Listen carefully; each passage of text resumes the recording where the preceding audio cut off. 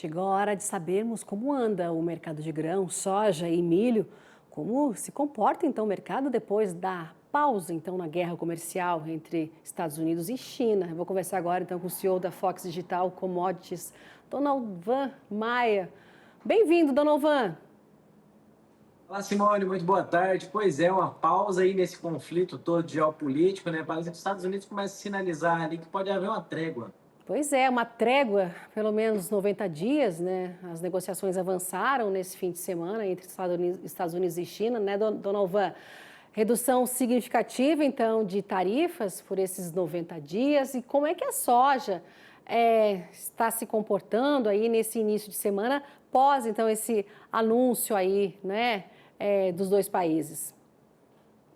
Simone, nós tivemos dois pontos e é difícil a gente falar em coincidência, né? Então, ontem, no domingo, começou-se já o burburinho aí falando, olha, pode ser que os Estados Unidos, pode ser não, terá um alinhamento entre Estados Unidos e China, não deram ainda todo o tom desse acordo de como que vai funcionar, mas já sinalizou que é uma trégua nessa guerra comercial e o USDA, que é como se fosse o Ministério da Agricultura, a Conab aqui no Brasil, que dita os números ali de expectativa de safra, já veio demonstrando, trouxe números falando, olha, a produtividade parece que vai ser boa aqui nos Estados Unidos, mas a demanda está alta e pode ser que diminua, deve diminuir as nossas reservas aí de soja e de milho. E aí essas duas notícias, que a primeira nem é uma notícia concreta, mas a segunda sim é uma notícia concreta, esses dois pontos fizeram a soja alavancar e voltar aí na casa dos 10,60, 10,70 novamente, o que anima o mercado bastante, tá, Simone?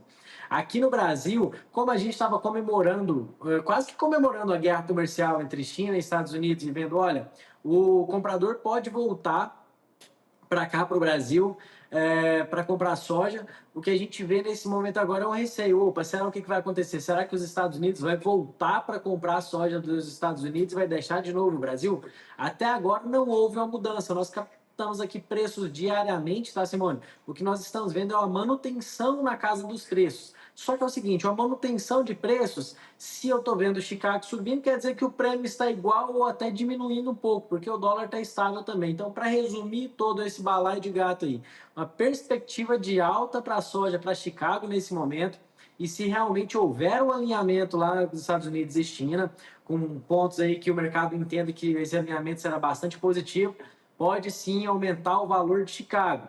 Por outro lado, esse apetite aí, então, tenderia a diminuir prêmio aqui no Brasil. Só que, como eu já vim falando há várias semanas aqui, nós estamos num momento positivo de fazer vendas de soja por causa do alto prêmio. Então, o preço da soja está se mantendo. Essa expectativa de alta de Chicago pode ajudar o Brasil no longo prazo, tá, Simone? No curto prazo, ao que parece até o momento, não deve ter tantas alterações. O que o produtor rural tem que ficar aí com barba de molho mesmo, olhando aí o que vai acontecer daqui para frente, é porque as nossas exportações tiveram recordes, aí, foram volumes muito expressivos aí em março, abril, e ela tende a diminuir agora um pouco em maio. Ainda mais com esse acordo, pode ser que a China segure um pouco as compras, porque pode comprar dos Estados Unidos. Então, o produtor rural que realmente pode ter uma das últimas oportunidades para um prêmio mais alto agora no primeiro semestre, quem não puder segurar essa soja para o segundo semestre. O segundo semestre, sim, aí tem uma perspectiva de alta, mas aí tem que fazer aquela conta de carrego e ver se compensa lá para frente. Mas é uma notícia boa de alta de soja e, por enquanto, ainda não tem queda em reais por saco aqui no Brasil. Então, esse é um ponto positivo. Ou seja, aumentando a soja no mundo e aqui no Brasil a gente não chegou a perder prêmio até o momento, tá? Tá certo. A soja estava em quanto hoje, Donovan? Olha, olhando agora, a gente olhando 10,70. Se olhar, fico olhando aqui o tempo todo, Simone. A gente olhando soja aqui na casa dos 10,80. Então, 10 dólares e 80. E quando a gente olha contra sexta-feira, 10 dólares e 55. Então, a hora que a gente vê esse cenário aqui, a gente vê quase 25 cents de valorização só dessa perspectiva do acordo geopolítico somado a esse relatório do USDA falando da diminuição dos estoques finais dos Estados Unidos. Então, realmente deu um boom no preço da soja aí que a gente não via O último preço que a gente viu desse foi dia 4 de fevereiro. Então, fevereiro, março, abril, maio, já tem mais de 3 vezes que a gente não viu um preço em Chicago tão alto, tá, Simone? Então, é um ponto positivo e momento da gente aproveitar olhando para Chicago, né? Mas o preço no Brasil, isso que eu queria dizer, o preço no Brasil, nesse momento, em reais por saco ainda não mudou. Então, para quem faz estratégia em dólar, é um ponto muito positivo. Esse relatório do USDA apontando os estoques dos Estados Unidos, aí, o estoque embaixo dos Estados Unidos, mas o mundo vai precisar comprar a soja aí. A gente vê esse acordo que foi firmado nesse fim de semana entre Estados Unidos e China, um acordo ainda por 90 dias.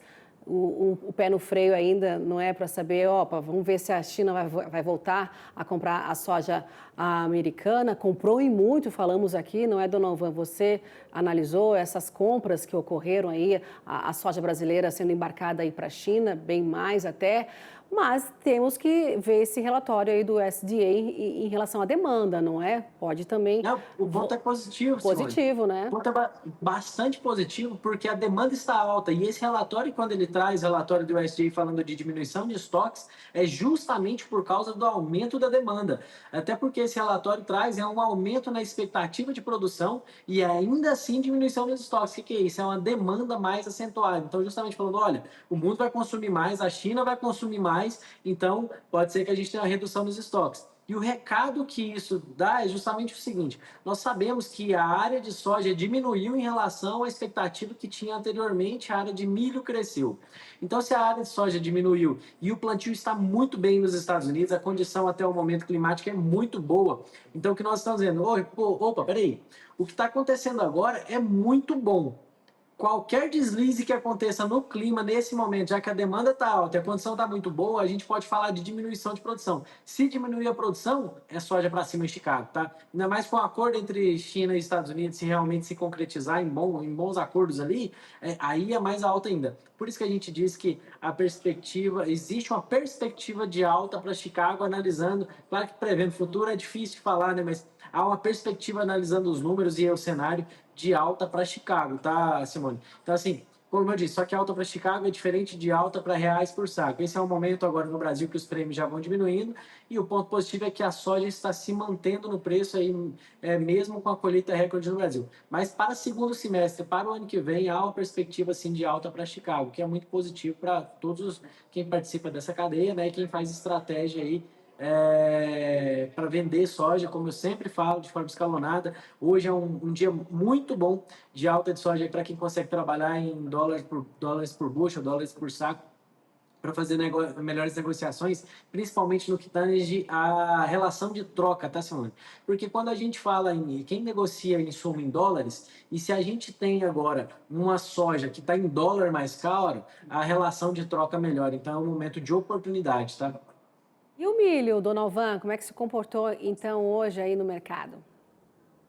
Bom, quando a gente olha para Chicago, o milho aqui, eu estava olhando aqui agora, o milho também teve alta pelo mesmo motivo. A gente vê uma boa alta aqui no milho, pelos mesmos motivos que a gente falou da soja, não só de redução de área, porque o milho teve um aumento de área lá, né? Mas de alta demanda, tá? Então, falando de diminuição de estoques, então, e por causa do acordo também, que lá pode vender mais milho, os Estados Unidos pode vender mais milho, então houve alta em Chicago. Agora, aqui no Brasil, o que nós temos é uma queda acentuada nos preços, principalmente por causa da expectativa de produção. As lavouras no Brasil como um todo estão indo muito bem, e nós tivemos chuva menos de uma semana atrás aqui no centro-oeste brasileiro, Mato Grosso vai indo muito bem, e a expectativa de produção está altíssima. Então, graças a Deus, a produção vai ser muito boa. Mas quando é sempre aquele negócio, quando a expectativa de produção é muito boa, os preços tendem a cair. Então, a gente está vendo aí preços, Simone, quando a gente olha para a Bolsa, né, brasileira, a B3, nós estamos basicamente no menor patamar que já teve de expectativa de preço para julho, por exemplo. E por que isso? Justamente porque a expectativa de produção é muito alta para esse ano e meio, tomara que se confirme e quem conseguiu pegar escalonadamente esses preços aí vai estar muito bem. E a gente já está vendo queda aí, ó, uma queda sem parar desde o dia 9 de abril. Então, basicamente, é um mês de queda seguido que a gente já caiu R$ 10 no preço do milho. Então, é um momento importante aí para o produtor rural continuar fazendo suas vendas escalonadas, continuar fazendo suas estratégias, mas o que nós estamos vendo é realmente o balanço de oferta e demanda aí, porque se a expectativa de oferta é grande, a tendência é queda de preço. Tá certo, o milho caindo aí então desde o dia 9 de abril. Dona Alvan, obrigada pela análise aqui da semana com a gente, viu? Bom início de semana para você e a gente se reencontra na semana que vem para fazer novamente esse balanço, não é? Porque no fim da semana as coisas podem mudar, enfim, vamos ver como é que vai se comportar na semana que vem aí as duas principais commodities. Obrigada, viu, Dona Alvan? Obrigado, Simone. Excelente semana e que Deus abençoe a nossa safra. Obrigada, tchau, tchau.